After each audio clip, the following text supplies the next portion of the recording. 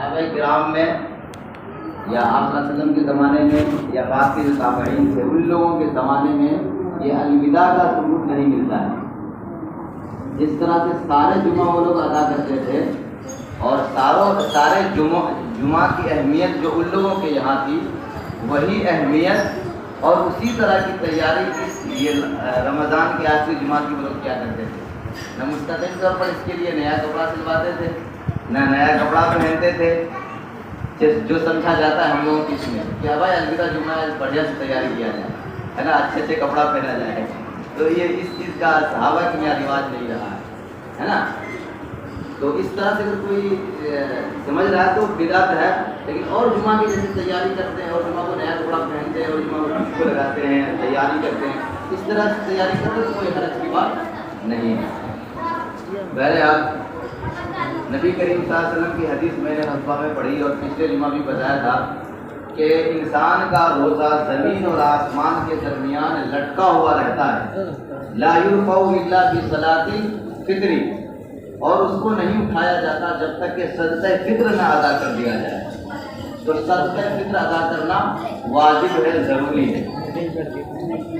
بہت سارے مسائل آ گئے تھے جس میں سے ایک یا دو مسائل میرے حساب سے چھوٹ گیا تھا چھٹی کے کارن۔ ایک مسئلہ تو یہ ہے کہ ایک شخص اگر صدقۃ الفطر اس کے اوپر واجب ہے تو وہ ادا کرے گا، تو آیا وہ جہاں رہ رہا ہے وہاں کے حساب سے ادا کرے گا یا اپنے گاؤں یا اپنے ملک کے حساب سے ادا کرے گا؟ جیسے میں ابھی سپول ضلع کے اندر ہوں، تو میں اگر صدقۃ الفطر ادا کروں گا تو آیا اپنے سمستی پور ضلع کے حساب سے ادا کروں گا یا سپول ضلع کے حساب سے ادا کروں گا؟ تھوڑا سا اور آسان کر دیں، ایک شخص ہے جو سعودی عرب میں رہتا ہے، ہندوستان کا ہے، اپنے ملک کا رہنے والا ہے، لیکن وہاں وہ نوکری کر رہا ہے، کاروبار کر رہا ہے، بزنس کر رہا ہے، تو وہ جو صدقۃ الفطر ادا کرے گا تو وہ سعودیہ کے حساب سے ادا کرے گا، افریقہ کے حساب سے ادا کرے گا یا ہندوستان کے حساب سے ادا کرے گا؟ تو مسئلہ یہ ہے کہ جہاں وہ رہ رہا ہے، جہاں وہ نوکری کر رہا ہے، کما رہا ہے، وہاں کے حساب سے ادا کرے گا، ہے نا۔ اور یہ بھی بتایا تھا کہ صدقۃ الفطر جو ہے اس کے اوپر واجب ہوتا ہے، وہ اپنی جانب سے ادا کرے گا اور اپنی نابالغ بچوں کی طرف سے ادا کرے گا۔ تو وہاں کی ریال، وہاں کی کرنسی، وہاں کے پاؤنڈز جو بنتی ہے صدقۃ الفطر کے حساب سے، تو وہ اپنی طرف سے اور اپنی نابالغ بچوں کی طرف سے ادا کرے گا۔ اب یہ مسئلہ ہے کہ وہ وہاں کے لوگوں کو دے گا یا اپنے ملک کے لوگوں کو دے گا، تو اس میں اس کو اختیار ہے، چاہے تو وہ رقم وہی کسی کو دے دے یا وہ چاہے تو اتنا رقم اپنے ملک بھجوا دے اور اپنے ملک میں جو مستحق ہے اس کو مل جانا چاہیے، ہے نا۔ چاہے اپنے ملک آنے کے بعد وہ کرنسی 2000 بن جائے، 10,000 بن جائے، جو بن جائے اتنا ادا کرنا ہے۔ ایک مسئلہ تو یہ ہو گیا۔ دوسرا مسئلہ یہ ہے کہ شریعت نے 4 چیزوں کو معیار بنایا ہے، وزن اور کسوٹی بنایا ہے 4 چیزوں کو، کہ 4 چیزوں کے ذریعے سے صدقۃ الفطر ادا کرنا ہے۔ 4 چیزوں کو ادا کریں یا 4 چیزوں کو وزن بنا کر کے اور اس کا جو ریٹ بنتا ہے اس ریٹ کے حساب سے ادا کریں۔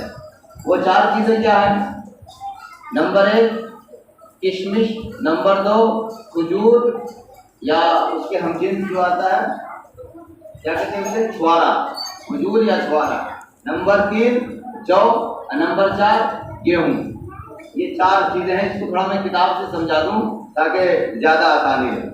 صدقۃ الفطر کی مقدار احادیث میں صدقۃ الفطر وزن کے اعتبار سے 4 قسم کی چیزوں سے ادا کرنے کا ذکر ملتا ہے نا۔ نمبر 1 کشمش 1 سا، اور نمبر 2 چھوارے یا کھجور، نمبر 3 جو، یہ تینوں 1 سا ہے، یعنی 3.5 کلو گرام، 3.5 کلو۔ نمبر 4 گندم، یہ آدھا سا، یعنی 2.25 سیر۔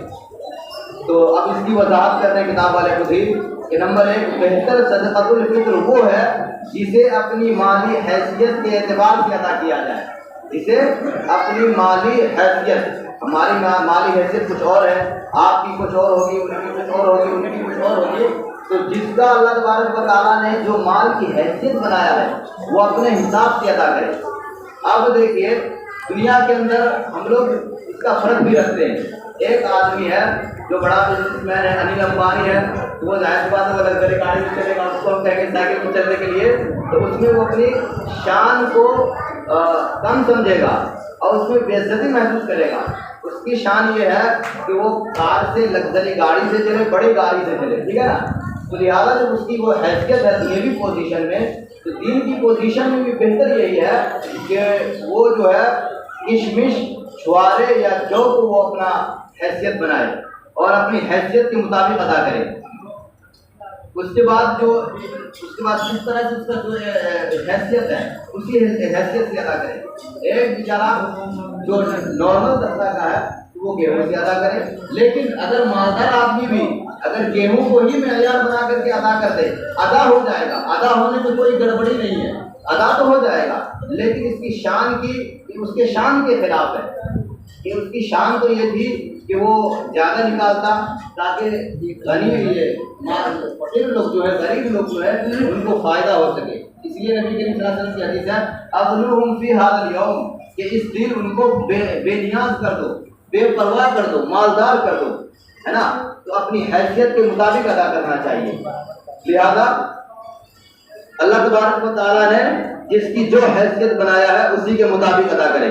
نمبر 2, بعینہ, یہی 4 اشیاء دے دی جائیں تب بھی درست ہے. بعینہ یعنی آپ جو ہے ایک سا یعنی 3.5 کلو کشمش خرید کر کے دے دیں. بعینہ کہتے ہیں ہو بہو وہی چیز خرید کر کے دے دیں 3.5 کلو. ایک آدمی فی آدمی 3.5 کلو کشمش دے گا ایک آدمی, یہ بھی ٹھیک ہے. اور اگر ان میں سے کسی ایک کی قیمت لگا کر, یعنی کشمش یا چھوارے یا جو یا گندم, ان چاروں میں سے کسی ایک کا ریٹ فکس کر کے قیمت معلوم کر کے اور اتنی رقم دے دی جائے تب بھی درست ہے, ٹھیک ہے. نمبر 3, اگر گندم کے علاوہ کوئی اور غلہ مثلا باجرہ, چاول وغیرہ وغیرہ دیا جائے تو اس میں مذکورہ 4 اجناس یعنی کشمش, چھوارے, جو, گندم, یہ 4 چیزوں کو جو بنیاد بنایا ہے, تو گندم, تو ان میں سے کسی ایک کی قیمت کا اعتبار ہوگا. یعنی مذکورہ 4 اجناس میں سے کسی ایک جنس کی قیمت جتنی بنتی ہو اتنی رقم کا دوسرا غلہ دے دیا جائے.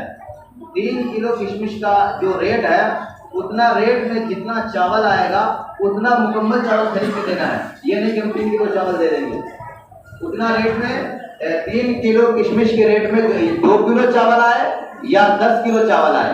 2 کلو چاول آئے گا تو 2 کلو چاول دیں گے, 10 کلو چاول آئے گا تو 10 کلو چاول دیں گے. یہ نہیں کہ 10 کلو چاول آئے گا تو 3 کلو چاول دیں گے, ایسا نہیں ہوگا, ہے نا.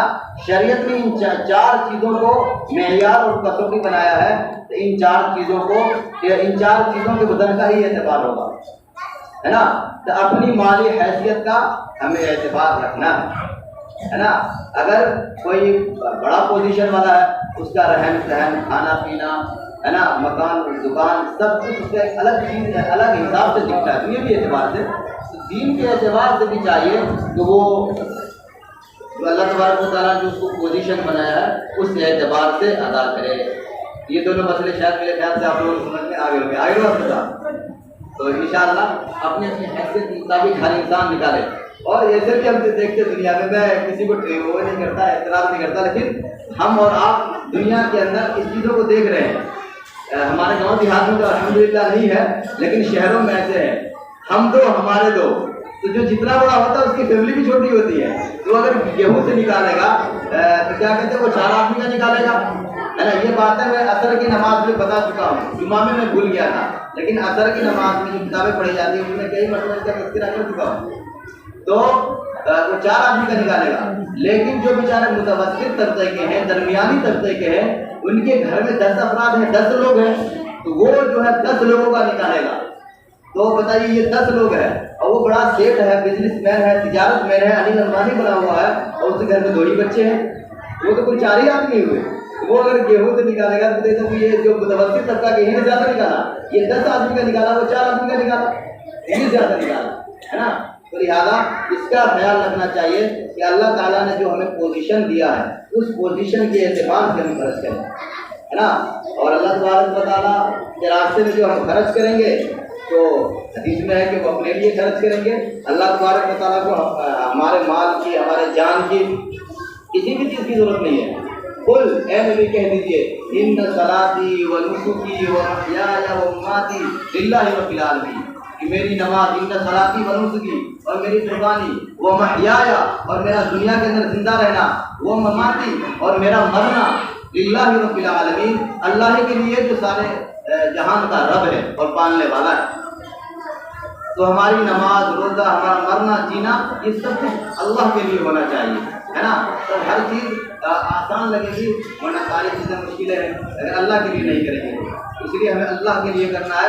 اللہ نے جو ہماری حیثیت بنایا اسی کے مطابق ہم ادا کریں، تاکہ غریب بھی اس عید کے اندر خوشی میں شریک ہو سکے. کیا بعید ہے کہ اللہ تبارک و تعالیٰ اس کی جگہ ہمیں کھڑا کر دیتا اور ہمارے لیے اسے کھڑا کر دیتا. اس کے لیے کوئی بڑی بات نہیں ہے. تو لہٰذا اللہ تبارک و تعالیٰ کی شان کو سمجھے. اللہ تبارک و تعالیٰ کو دنیا کے نظام کو چلانا ہے. اسی لیے اللہ تبارک و تعالیٰ نے دنیا میں ہر طرح کے لوگوں کو رکھا ہے. سردی بھی رکھی ہے، گرمی بھی رکھی ہے نا، چھوٹے بڑے ہر طرح کے لوگوں کو رکھا ہے. لہٰذا اس چیز کو ہم سمجھیں. اللہ تبارک و تعالیٰ عمل کی توفیق عطا فرمائے.